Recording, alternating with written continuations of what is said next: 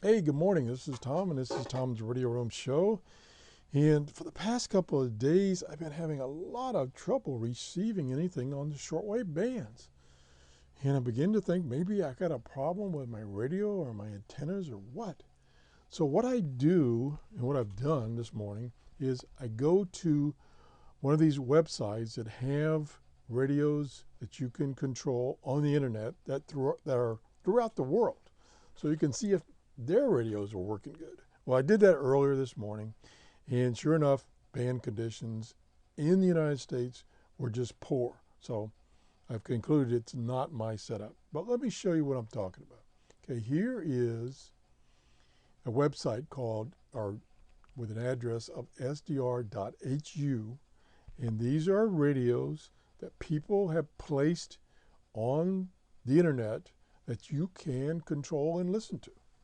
And there's typically will allow 4 users simultaneously that can choose different frequencies and different modes and whatever. And the way they're typically set up is they are a SDR, a software-defined radio, connected to typically a Beagle Bone card, a computer on a card. It's a little computer that's on a card with some memory and some I/O and stuff like that. Typically cost about $35 to $50, and you can connect these to the internet. And they typically run a version of Linux operating system.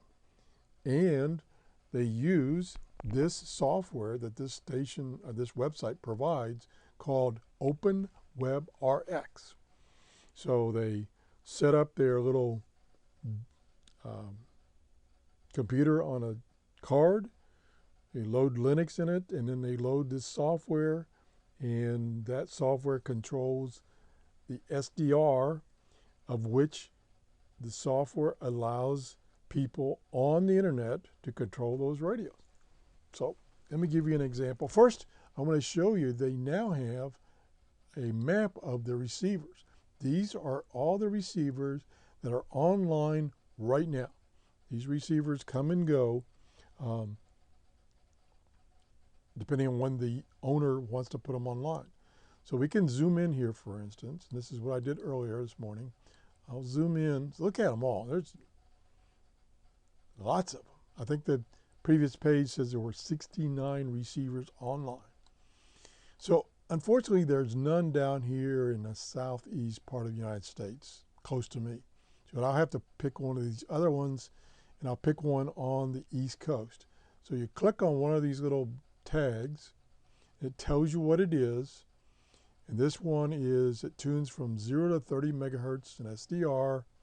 And this is where it is at Virginia in the United States. And it's running on a Beagle Bone card. So let me click on that. Now and see if it's busy. It might be, yeah. Now this one is busy. It tells you that it's too busy. It's already got 4 users max, so forget it. Go to another one or wait until it's not busy.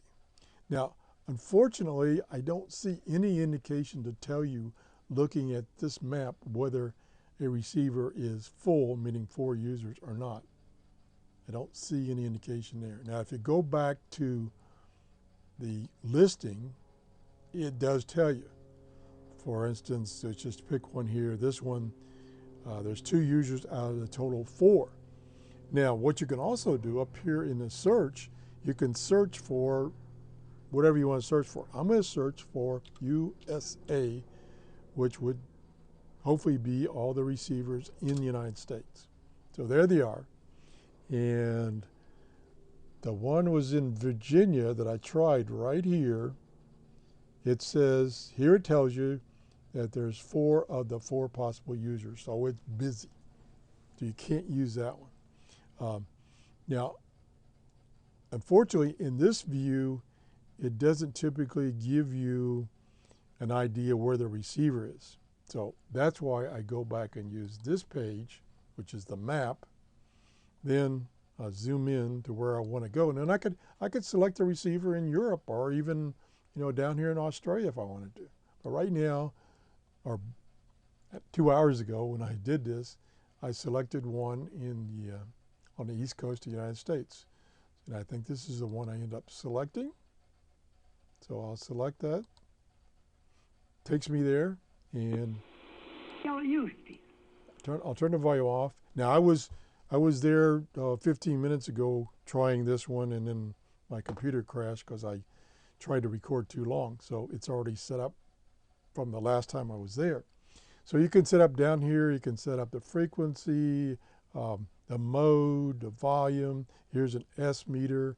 Here's information about this particular radio and who's online. I'm the only person online right now. Here's me, K4GSK in Clearwater.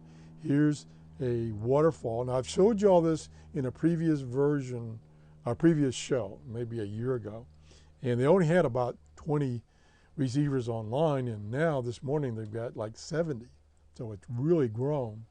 And then you just click on this waterfall of what you want to tune the radio to, or you can type in this little box here, the frequency you want.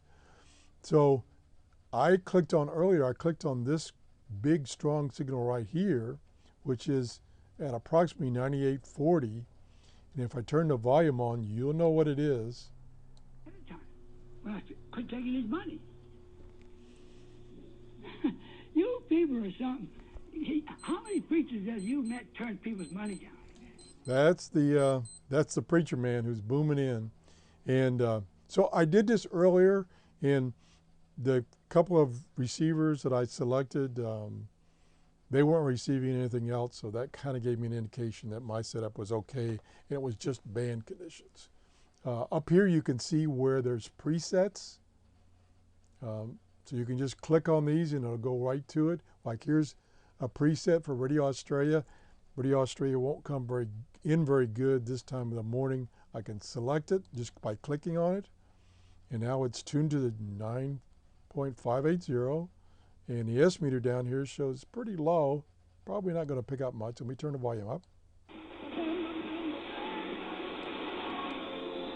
Yeah, it's there, very weak, some music, so I had to turn it back down right away. So this is the tool that I use when I can't get anything on my receiver. So now, for instance, if I go back to the map, if I want to listen to what's happening in Europe, and it's 4 hours difference, it's about 2 o'clock in the afternoon, I can select one of these stations here, even though I can't hear it on my radio that I have here next to me, but I can still listen to it. So great service if you don't have a shortwave radio and you want to listen to shortwave, or band conditions are not good for you at your location. So I just want to show you this again. The address is sdr.hu, all lowercase, and you don't have to be a ham to use these. You can put in either a handle or an ID, or like I did, I put in my call sign up on that box to it, so you can just identify yourself. That's all it's for.